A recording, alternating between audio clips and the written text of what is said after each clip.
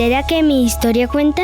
Pues sí, cada niño cuenta, cada historia importa. Bienvenidos a Voces que Abrazan la Niñez, un espacio para proteger, orientar y transformar la infancia desde el amor y la conciencia.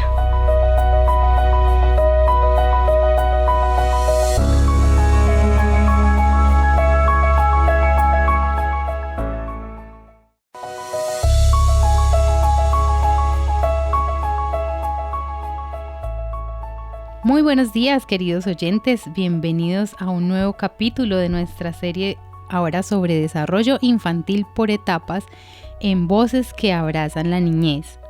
Hoy abrimos con el primer episodio y vamos a hablar del primer año de vida. Esa etapa donde, aunque el bebé casi no habla, por dentro están pasando absolutamente de todo, muchas cosas. Y nos acompaña la doctora Andrea Bernal. Buenos días, doctora, ¿cómo estás? Jennifer, muy buenos días, feliz de estar aquí nuevamente en este programa que se está volviendo un espacio de crecimiento, de conocimiento, pero sobre todo de pensar en el niño para ser cuidado. Y este es un programa maravilloso, es un espacio muy lindo que está diseñado y está pensado desde el programa de educación infantil, Jennifer. Y muchos de los temas que trabajamos aquí los trabajamos también en el aula de clase. Entonces, para mí es un privilegio estar aquí, sobre todo en el tema que vamos a trabajar hoy. Es un tema que yo creo que a todos nos encanta, porque ¿quién nos enternece con ver un bebé de 9 meses, de 6 meses? Quienes somos mamás, pues recordarnos de nuestros bebés, quienes son profes, pues todo el espacio, quienes no son bebés, pero tienen de pronto algún acercamiento con estos espacios que tiene la Iglesia Adventista en sus escuelas sabáticas, que tenemos espacios de cuna, pues es hermoso, es un tema que a todos nos mueve. Así es. Andrea, la doctora Andrea es psicóloga, docente universitaria, investigadora en neuropsicología y neuroeducación y trabaja en nuestro programa de licenciatura en educación infantil en la UNAC. Y quien les habla, Jennifer Vega, soy la coordinadora del programa de licenciatura en educación infantil y estamos muy felices, como acaba de mencionar la doctora Andrea, de poder compartir este espacio, de hablar de qué pasa en el desarrollo de los niños y vamos a hacerlo por etapas. Vamos a empezar por esa hermosa etapa de los bebés, ¿verdad? Entonces, como mencionaba, vamos a pensar en esos bebés que tenemos cerca. De pronto no tenemos hijos, pero sí tenemos sobrinos, primitos que están cerca. Vamos a pensar en esa etapa en la que están y el título del tema de hoy dice Un cerebro que no para. ¿Qué significa eso, doctora Andrea, en términos reales? ¿Qué está ocurriendo en el cerebro del bebé en ese primer año de vida? Jenny, mira, nosotros tenemos el concepto, y no es de ahora, es desde hace mucho tiempo, de que los bebés, como no tienen una interacción desde el lenguaje hablado, o lo que nosotros como adultos consideramos que es el lenguaje hablado, pues que ellos están ahí como inmóviles y que ese cerebro está ahí como quieto, como dormido. Hasta hace muy poco, por ahí hace unos 25 años, se creía que el bebé nacía como una tabla en blanco, que no había una interacción visual. Es más, se creía que no veían. Y que debía pasar muchísimo tiempo antes de que comenzaran a ver, antes de que abrieran los ojos y que comenzaran, por ejemplo, a ver en colores, pues eso era una cosa rarísima. Entonces, pues tenemos ese concepto de que era un cerebro muy quieto, muy estático, gracias a los avances de la neurociencia, pero en especial a el avance que hemos tenido en la neuroimagen. Se avanza mucho en el conocimiento de cómo se desarrolla ese cerebro. Hoy comprendemos que hay un proceso de teleencefalización, que es un proceso de crecimiento. Quienes no nos ven, es el crecimiento que se da, como imagínense ustedes, como desde la parte de atrás del cuello hacia adelante, hacia el lóbulo prefrontal, ¿sí? A todo eso nosotros le decimos un proceso de teleencefalización, y frente a ese proceso de teleencefalización, pues lo que estamos encontrando es que se empieza a dar desde el proceso de gestación. Entonces no tenemos un cerebro que es inmóvil, que está quieto y que no crece, sino al contrario, lo que estamos encontrando es un jardín de posibilidades, porque es precisamente esa la etapa, la que le decimos la etapa más sensible Y cuando me refiero a sensible es que todos nuestros canales sensoriales están abiertos, pero en especial el auditivo y el visual están tan abiertos que captan cualquier información como mínima que se logre presentar. Entonces tú vas a recordar a tu bebé y tú recuerdas que tú le decías a tu niña por el nombre de ella, o tú llegabas a la casa y ella escuchaba tu voz, inmediatamente dirigía la vista hacia donde tú estabas. Y no hay un lenguaje verbal de parte de ella, o sea, no había hola mamá, como ya lo pueden decir los niños más grandes, pero ahí estaba recibiendo toda la información. Y me parece que eso es súper importante, porque es que los niños en esa etapa del desarrollo incluso se fijan hasta en la manera como son mirados, o sea, buscan esa experiencia ocular en que yo pueda mirar si mi mamá me está mirando con agrado, con desagrado, con miedo, como si cuando me está cambiando el pañalito me está observando, me está prestando atención, cómo está reaccionando, y leen tus facciones, leen cómo tú te expresas, leen las tonalidades de la voz. Entonces por eso decimos que ese cerebro es supremamente inquieto y no para, o sea, es un proceso supremamente fuerte. Y uno dice, no, ellos están ahí quieticos porque la mayor parte del tiempo están dormidos, porque lloran cuando tienen hambre, y uno los deja ahí pues en la cunita y como que ahí no hay ninguna interacción. Y resulta que es al contrario. Uh-huh. Están calladitos, pero todo el proceso se está generando de manera interna. Es cuando más crecen esas posibilidades que tenemos en el desarrollo del bebé. Hay una investigación que nos muestran desde Harvard, donde vienen a mostrar cómo ese cerebro en esa etapa del desarrollo es particularmente mucho más receptivo, más capta los estímulos con mucha más fuerza en el tema del sonido, del lenguaje, ¿sí? Porque también está el sonido pues de los instrumentos y de todo esto, pero sí se ha logrado identificar que en especial el lenguaje humano, o sea, que escuchen tu voz como mamá, que escuchen la voz del papá, la voz de los hermanitos, tiene un significado especial en su estructura cerebral, que ya después en la adolescencia pues comienza a cambiar, pero aquí en estos primeros meses de vida es una explosión, es una explosión sensorial lo que se está generando ahí en ese cerebro.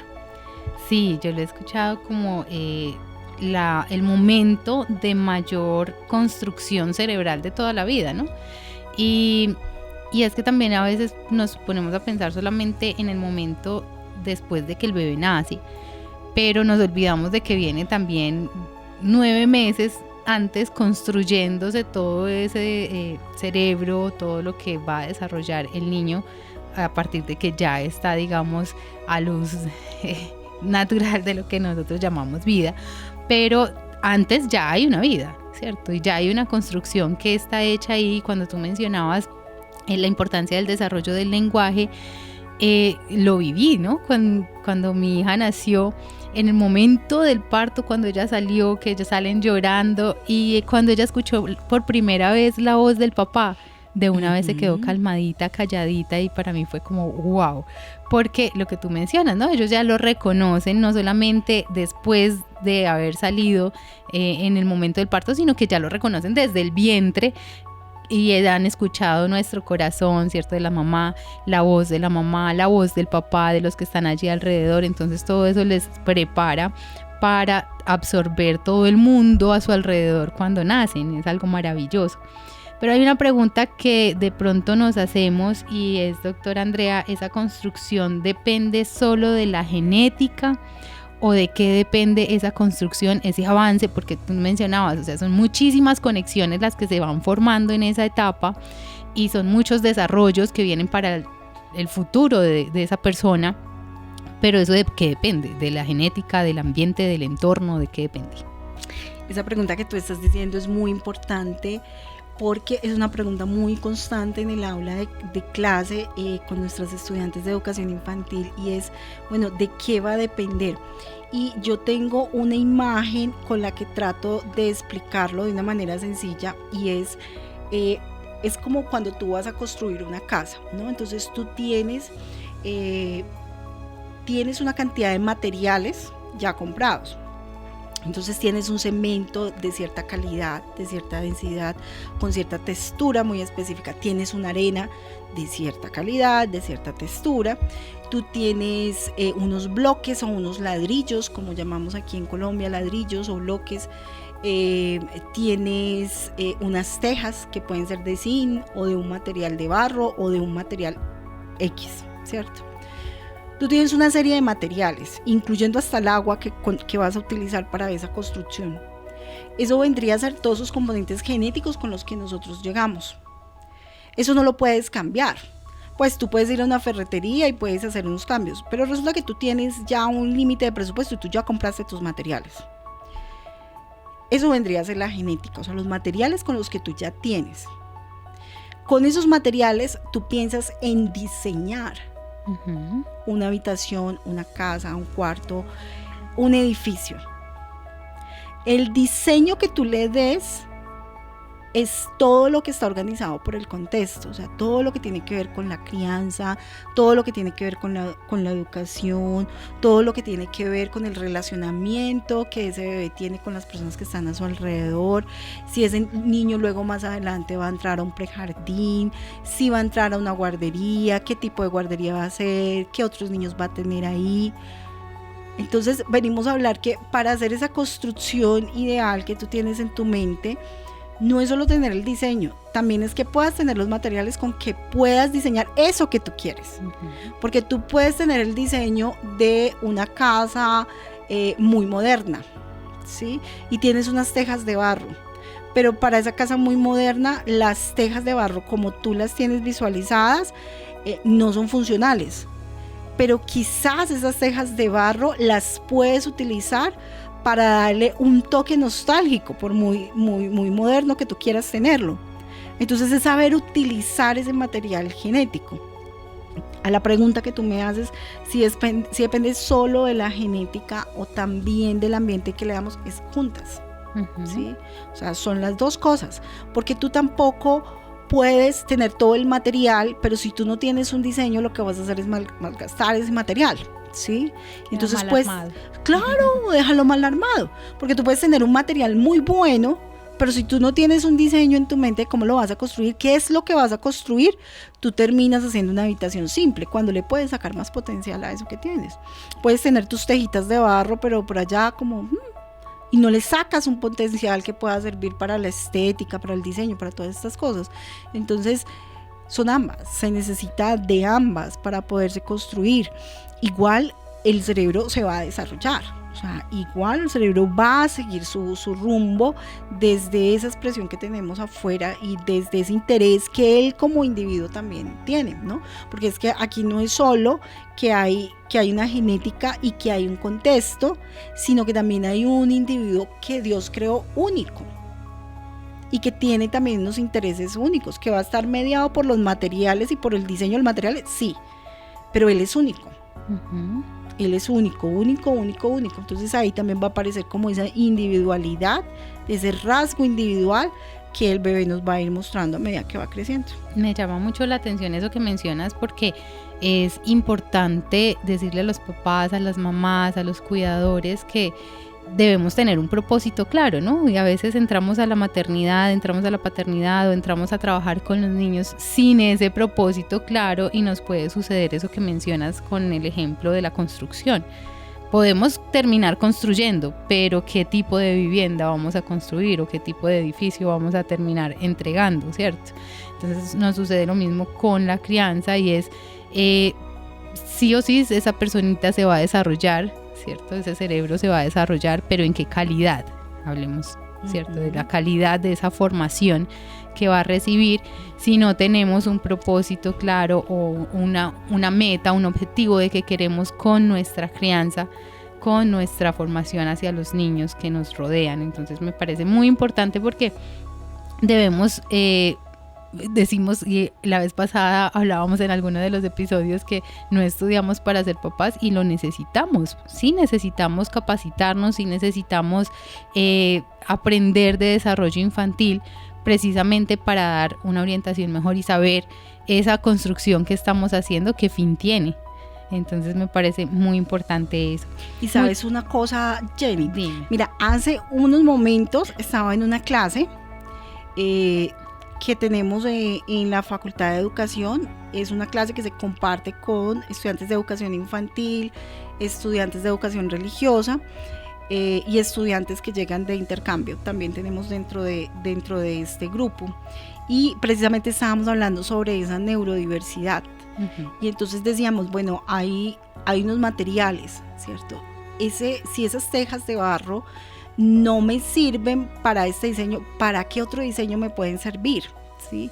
Y es poder ver que muchas veces pueden llegar materiales no del que yo quisiera que llegaran, ¿sí? Entonces estoy hablando de niños con unas condiciones de atención y de cuidado, como los niños con síndrome de Down, niños con autismo, niños con alguna dificultad física a nivel visual, auditiva, sensorial, en alguna de estos canales sensoriales, y creemos entonces no podemos generar X o Y diseño, y al contrario, lo que tenemos es la posibilidad de tener niños en nuestros hogares con otras potencialidades, ¿sí? Y con otras herramientas que podemos sacar a la luz.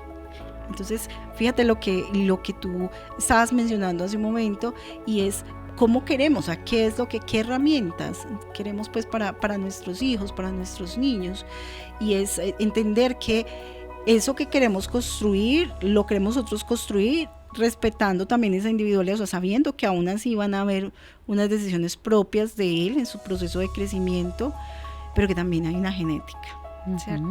Que me va a permitir verlo de otra forma. Wow, sí, así es. Muchos papás y mamás nos escriben preguntando, bueno, ¿esto es normal para la edad de mi bebé? Yo estoy observando que mi bebé, no sé, tiene 9 meses, todavía no se sienta. ¿Esto es normal? Entonces, ¿qué tal, doctora Andrea, si hacemos como un recorrido de algunos hitos motores, sensoriales que se pueden observar mes a mes, a grandes rasgos, porque esto es muy amplio, porque realmente hablábamos al principio, todo lo que sucede en ese primer año de vida es demasiado, pero así a grandes rasgos, ¿qué podemos decirle a esos papás, a esas mamás que se preguntan, bueno, mi bebé tiene tantos meses, más o menos, ¿qué debería haber alcanzado? O de pronto no está gateando, ¿cierto? 10 meses, 11 meses, no está gateando, ¿será que está mal? Y muchos se angustian porque es que yo he escuchado que el bebé tiene que sí o sí gatear, que si no gatea entonces ya hay un problema. ¿Qué les podemos decir? Esa pregunta también, como la anterior, es muy larga de responder, tú lo has dicho, y aquí hago un paréntesis, y es que hoy en día se dice, bueno, programas por ejemplo como educación infantil, ¿para qué mando a mis hijos a estudiar educación infantil? O yo, ¿para qué estudio educación infantil? Si ya cada vez son menos los niños, pues con más veras, si son menos, mayor el cuidado con esos que vienen ahí atrás, ¿cierto? Mayor la necesidad de especializarnos y podernos entender y podernos acercar, además porque quien aprende sobre infancia, pues tiene unas mejores prácticas de la empatía y del cuidado hacia el otro, ¿no? Cierro paréntesis. Sí, es bastante larga la respuesta, es prácticamente una materia, pero trataré pues como de ser como muy concreta, muy específica. Quiero aclarar algo, y es que hay unos rangos, y esos rasgos son unos rangos orientativos, porque el niño no es que comience a caminar exactamente el día que cumplió el primer año, ¿sí? Eso es muy relativo porque va a depender de los materiales, va a depender del diseño de la casa, ¿cierto? Entonces no es exacto, pero sí hay unos rangos que nos permite como jugar un poquito con lo esperado, o por lo menos tener unas alertas tempranas frente a lo que se espera que se pueda desarrollar en el niño. En los primeros meses, a medida que van pasando esos primeros 3 meses, lo que esperaríamos es que el niño logre conseguir como el control de la cabecita y del cuello, porque los niños y los seres humanos aprendemos es a través de la exploración. Para poder explorar Recuerden que ese cerebrito está creciendo de atrás hacia adelante. Entonces, lo primero que se tiene control, si la maduración se da de atrás hacia adelante, es la parte de atrás. Entonces empecemos por el control del cuellito. Cuando ya el niño empieza a tener control del cuellito, entonces tú imagínatelo que el niño sostiene el cuellito y tiene la posibilidad de mirar ya no solo hacia arriba, en posición recta, sino que ya mueve un poquito la cabeza y ya puede mirar un poco más abajo, qué hay alrededor, hay cojines, qué hay. Escuché la voz de mi mamá, pero entonces llegó con mi papá, con quién llegó, con mis hermanitos, con quién está llegando. Entonces ese primero es como esa posición del cuellito, que también va a estar como muy de la mano con todo lo que tiene que ver con el tema de la lactancia, del cuidado, de la necesidad. Entonces mira que se vuelve un tema de maduración por esa misma necesidad, ¿no? Entonces empezamos por ahí, por ese control, y eso más o menos se va logrando durante los 3 primeros meses, más o menos, ¿sí? O sea, no es que tiene que lograrse, tiene que ser, no, se espera que dentro de ese periodo se genere. Hay bebés que al mes, a los mes y medio, sí, lo van a hacer y no pasa nada, fabuloso. Hay niños que se les puede ir los 3 mesecitos y medio y está bien, no pasa nada. O sea, está dentro del periodo y el rango esperable de que eso se dé. Sus sentidos, en especial, como lo estaba mencionando hace un momento, la audición y el olfato, aquí en este caso, no solo lo visual, sino también el olfato, se vuelven mucho más activos para reconocer como a esos cuidadores. Entonces es cuando tú recordabas que a tu niña la estabas amamantando y la bebé empieza como a oler, ¿no? A oler, como tener esos olores del papá y de la mamá. Los niños que son mucho más sensibles a nivel olfativo, uno incluso los escucha, que hacen... O sea, los escucha que están en ese olfato, porque ahí se está desarrollando, y a medida que eso también se va desarrollando, pues se va generando como ese vínculo, ¿no? La coordinación de los ojos, del ojo y de la mano, que se va a dar más o menos entre los 4 a los 6 meses. Óculo manual es que lo que observa lo puede tomar con su manito.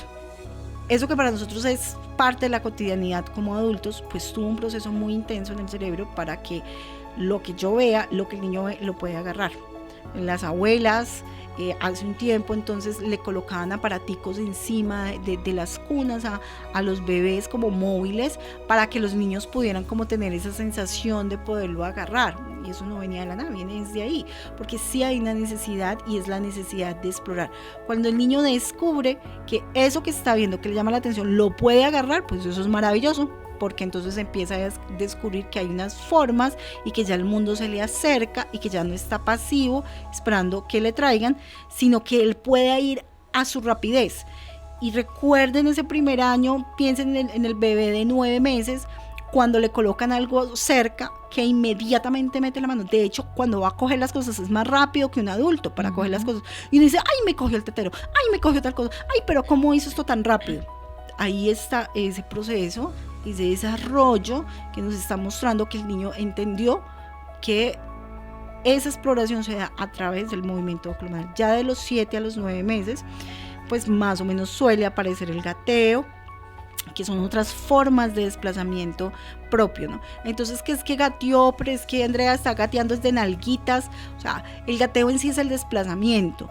Tiene un gran potencial con lo que tiene que ver con orientación espacial y sobre todo el de coordinación motora de izquierda a derecha, cuando ellos logran hacerlo pues de rodillitas y logran mover que primero una manito y luego la rodillita y luego la otra y se van moviendo en este desplazamiento, pues ahí estamos trabajando toda esta parte de la izquierda y la derecha. Pero igual cuenta como gateo si se está arrastrando. ¿Sabes qué es el desplazamiento? Que logre comenzar a desplazarse, porque ese desplazarse le permite explorar. Ya mucho más adelante, de los 10 a los 12 meses, pues el que se logre colocar de pie, ¿sí? Que lo logre hacer con apoyo, y así a medida que va creciendo que ya lo logre hacer solito. Es un proceso. No hay unas etapas exactas, pero es lo que se espera que alcance a suceder. ¿Dónde están los síntomas de alerta? Que quizás el niño ya lograba sostenerse ¿sí? Agarradito, pero se sostenía, y de un momento a otro se empezó a devolver y ya no se sostiene, ya no se para, ya ahí sí hay unos indicadores pues que hay que prestarles atención. Ok, muy importante entonces resaltar que cada bebé tiene su propio ritmo de maduración, ¿cierto? Y que no necesitamos acosarlos, porque a veces encontramos mamitas o papitos angustiados, pero es que ya tiene 8 meses y no ha gateado y entonces los acosamos. No, cada uno tiene su propio proceso de maduración, y como papás sí es importante entonces que hagamos una observación, ¿cierto?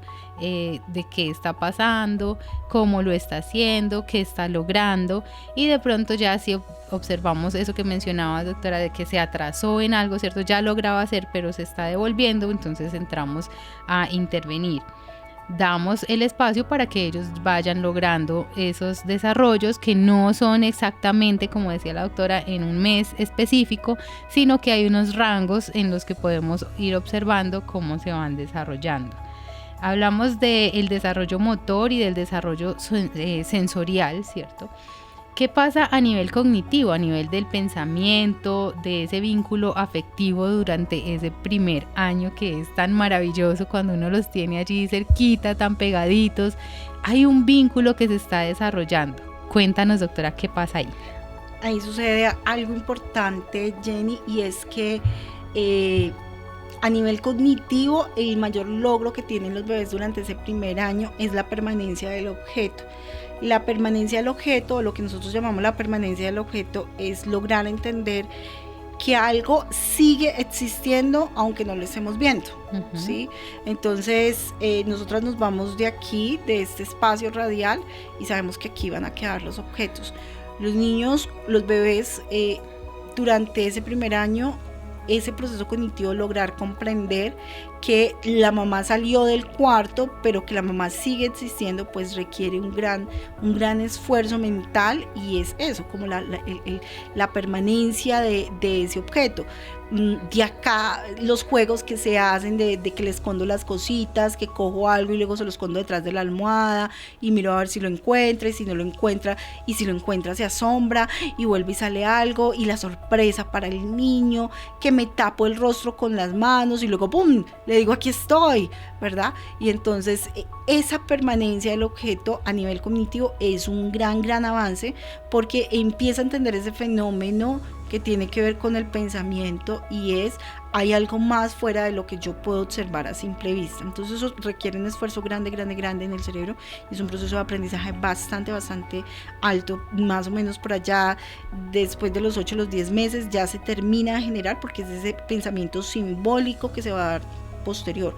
El ser humano es un ser humano de símbolos. Nosotros nos desarrollamos y nos creamos es a través de los símbolos. Nosotros somos muy simbólicos, por eso somos tan significativos en todo lo que queremos hacer, y empiezas desde ahí. Frente al tema del vínculo, pues estamos hablando de toda la parte sensorial, y desde esa parte sensorial pues empieza a generar un registro de cómo responde ese adulto frente a mi situación de angustia. Porque es que cuando tú tienes un niño de 3 años, el niño de 3 años ya te empieza a decir: tengo hambre, me duele, estoy llorando no me gusta que mi hermanito me dijo tal cosa, estoy molesto. Más los niños actuales, ¿cierto? Estos niños que tenemos ahora, que son muy dados ya a nombrar sus emociones con un nombre propio. Entonces estoy triste, estoy angustiado, y lo mencionan como si fueran adultos, que ni siquiera los adultos tenemos la capacidad de hacerlo. Ellos lo hacen, pero el bebé no está ese lenguaje hablado. Entonces, como no está ese lenguaje hablado, es mucho más significativa la respuesta del adulto en sus situaciones de estrés. Entonces ese vínculo sí va a generar una huella emocional que va a trascender luego cuando él esté más grande, e incluso puede llegar a trascender hasta la adultez. No porque solamente se genere el vínculo ahí durante la infancia, no, los vínculos se pueden reconstruir y vuelven y salen nuevos vínculos, sino porque es la primera huellita que le estamos dejando al cerebro. La plantilla. Es la plantilla. Imagínate tú lo importante que es, o sea, que tú no te puedes comunicar de otra forma, pero tú respondes a mis necesidades y yo no te lo estoy verbalizando y tú, mamá, me lo respondiste. O sea, entonces el nivel de confianza que se genera es máximo, y en ese máximo que estamos diciendo es donde más se fortalece los vínculos entre los papás y los hijitos. Así es, muy importante. Entonces esa expectativa que tiene de que el mundo sea un lugar seguro, ¿no? Y no la va a tener solo si no hay una respuesta del adulto que esté cerca, que le diga, tranquilo, o sea, tú lloras, tú sientes frío, tú sientes hambre, pero aquí hay alguien que te está ayudando, que está respondiendo, muy importante para entonces ese desarrollo a lo largo de la vida. Hoy en día, doctora Andrea, tenemos mucha presión sobre los papás y encontramos diferentes tipos de cursos, de talleres de estimulación temprana, de aplicaciones. Cuando yo estaba embarazada me salía, creo que era de pequeñín, que tenía el desarrollo, los hitos semana a semana, y cuando entonces el primer año me llegaba el mes a mes que debía alcanzar mi bebé. ¿Cómo podemos acompañar ese desarrollo del bebé sin caer en la sobreexigencia, ¿no? Porque entonces, pero es que mi propósito es tener un bebé bien formado, que tenga estimulación temprana, adecuada. ¿Cómo hago yo como mamá para no sobreexigirme a mí misma y sobreexigirle al bebé? Bueno, aquí yo quiero traer a colación el enfoque pliqueriano. Es un enfoque que se viene desarrollando desde Ucrania por una pediatra húngara, Emily Pickler, y es justamente lo que ella viene a plantear, es lo contrario de la sobreestimulación, y es permitir desde la observación del bebé, con una atención real que hagamos hacia el bebé, hacia los niños, el respeto al ritmo de su propio cerebro, ¿no? Al respeto de su libre de cómo se va dando ese desarrollo. Sí, tuvimos una época en que creíamos que el cerebro entre más estímulos tuviera, pues más aprendía. Hoy sabemos que no, que incluso puede ser hasta el contrario, puede generar mayor dispersión en la atención, y que ahora lo que estamos hablando son un enfoques mucho más naturales, ¿no? Y que el niño pueda explorar desde sus propias posibilidades, estando nosotros atentos a esas posibilidades. En otro de los programas que tuvimos acá hablábamos sobre el comprar muchas cosas para los niños, para llenar como los vacíos en los que nosotros no estamos en la casa. Pero estos enfoques pliquerianos lo que nos están diciendo es no está en que tú le des cosas al niño. De hecho, con un solo juguete un niño puede crear un mundo y tener una creatividad mucho más amplia que el niño que tiene el cuarto lleno de juguetes y de estímulos visuales. Entonces, es poderlo mirar desde la simpleza, y es desde la simpleza de simplemente detenernos y observar, ¿sí? Y observar y estar atentos a esa necesidad que ese cerebrito va pidiendo, a lo que él nos va pidiendo.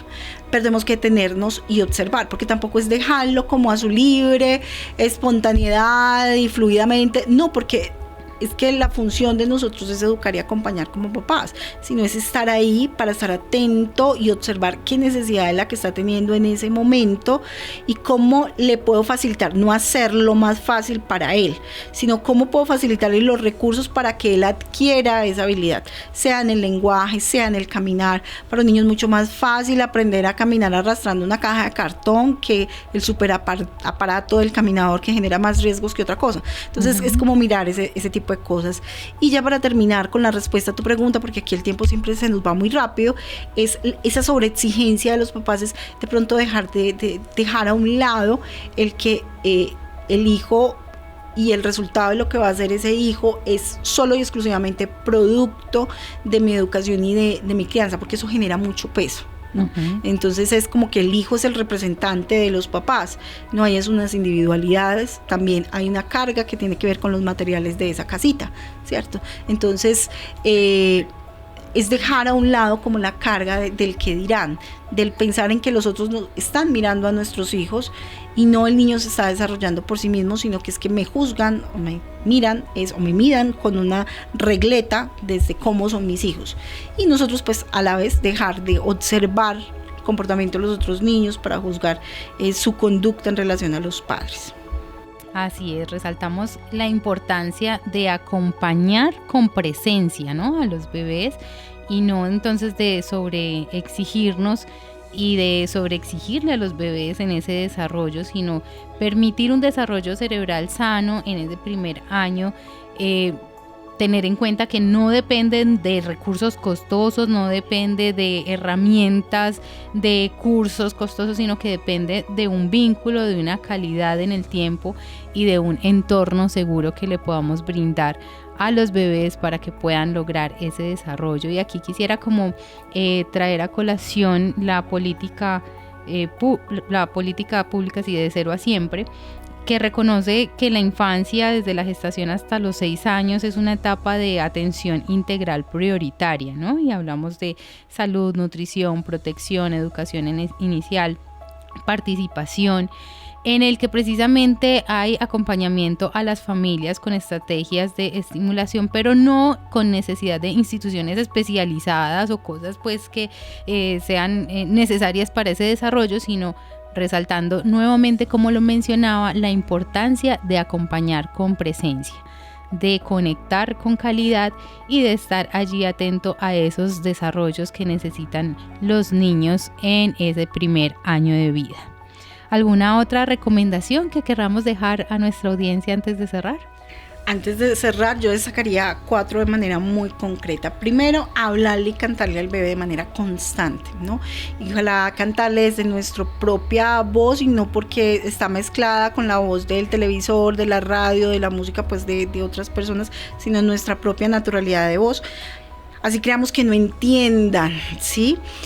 Y eso pues va a permitir esa construcción del círculo del lenguaje. El segundo, ofrecer tiempo de juego libre y seguro en el suelo, ¿cierto? Lo que estábamos hablando, sin forzar una postura o unos hitos de cómo debe ser esto, y es que mi bebé debe ser mejor que el bebé que va de fulanita, o que ya está haciendo esto, que ya se está parando, que ya está haciendo ciertas funciones. Y el tercero, responder con prontitud como a esas señales de necesidad, cuando está llorando, cuando está desesperado, porque eso es lo que va a construir como ese apego seguro y no una dependencia, ¿no? Y cuarto, cuidar el propio bienestar de nosotros como papás, de los cuidadores, de las maestras que están con los niños, porque un adulto regulado y descansado pues tiene mucha más capacidad de ofrecer una presencia más atenta al cerebro del bebé, que es lo que él necesita. Principio de emergencia, ¿no? Necesito estar bien como cuidador para poder cuidar a otro. Muy importante eso, doctora Andrea. Muchísimas gracias por abrir esta serie con este episodio tan revelador sobre el primer año de vida. A nuestros oyentes les invitamos a seguir con nosotros en la próxima semana, que continuaremos recorriendo etapa por etapa el desarrollo de nuestros niños y niñas. Muchas gracias por su conexión a esta serie y hasta la próxima.